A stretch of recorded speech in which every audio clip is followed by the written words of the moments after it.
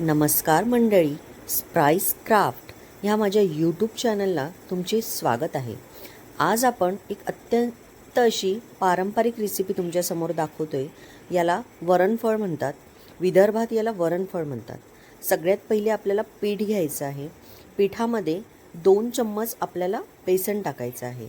बेसन टाकून थोडंसं मीठ टाकायचं. त्यामध्ये चवीपुरते आपल्याला मसाले टाकायचे आहे.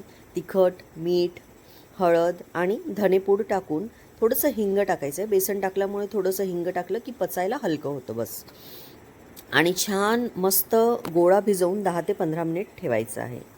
10 ते 15 मिनिट पीठ भिजवून ठेवल्यानंतर आपल्याला आता काही मसाले घ्यायचे आहे, जे कट करून ठेवावे लागणार आहे आपल्याला आधी. आणि मिक्स डाळ हवी आहे आपल्याला. ह्यासाठी मिक्स डाळ आपल्याला इझिली डीमार्टमध्ये मिळते किंवा आपल्या घरी डाळी असतात त्या आपण मिक्स करू शकतो.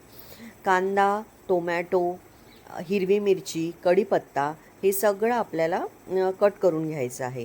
त्याआधी आपण जे पीठ भिजवलेलं आहे त्याचे मी व्हिडिओत दाखवल्याप्रमाणे छोटे छोटे काप करून घ्यायचे आहे. तुम्ही असे गोल करू शकता तुमच्याकडे वेळ असेल तर, नाही तर सरळ शंकरपाळ्याच्या आकाराचे कापायचे. नंतर आपण कुकर ठेवून कुकरमध्ये थोडंसं तेल टाकणार आहोत. इथे तूपही टाकू शकता, पण मी तेल टाकते. मी वरून तूप टाकून खाते. त्यामध्ये मोहरी तडतडायची. मोहरी झाली की त्यात थोडंसं हिंग टाकायचं. हिंग झालं की आपण जे कट केलेले मसाले आहेत, हिरवी मिरची, कढीपत्ता आणि कांदा, आपल्याला हे सगळं लालसर होईपर्यंत भाजून घ्यायचं आहे. आणि लालसर कांदा झाला की त्यामध्ये आपल्याला आलं लसूण पेस्ट टाकायची आहे आणि सुके मसाले टाकायचे आहे आपले. आलं लसूण पेस्टला थोडंसं आपल्याला लालसर 5 मिनिट होऊ द्यायचं आहे. त्यानंतर आपल्याला तिखट, मीठ, हळद, धने पावडर आणि गरम मसाला टाकून हे मिश्रण थोडंसं पकवायचं आहे. हळद टाकली की आपण 2 मिनिट गॅसवर ठेवायचं, म्हणजे हळदीचा थोडासा स्मेल जात असतो. त्यानंतर आपल्याला टोमॅटो टाकायचा आहे. टोमॅटोला पण आपल्याला थोडंसं शिजवून घ्यायचं आहे.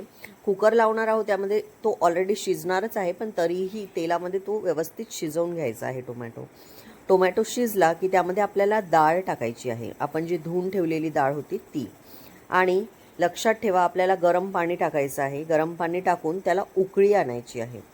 डाळीमध्ये गरम पाणी टाकायचं आहे. उकळी आली की आपण जे फळ कट करून ठेवलेले होते ते सगळे फळ आपल्याला उकळी आलेल्या पाण्यामध्ये टाकायचं आहे. आणि कुकर बंद करून 4 ते 5 मिनिट सिटी आपल्याला येऊ द्यायची आहे. 4 ते 5 मिनिट सिटी आल्याच्या नंतर आपल्याला कुकर पूर्णपणे थंडा होऊ द्यायचा आहे. पूर्ण थंड्या झाल्याच्या नंतर आपण मस्त गरम गरम त्यावर कोथिंबीर टाकायची आणि वरून तूप टाकायचं आणि निंबू पिळायचं आणि मस्त गरम गरम खायचं. जर तुम्हाला ही माझी रेसिपी आवडली असेल तर प्लीज मला फॉलो करायला विसरू नका आणि सबस्क्राईब पण नक्की करा.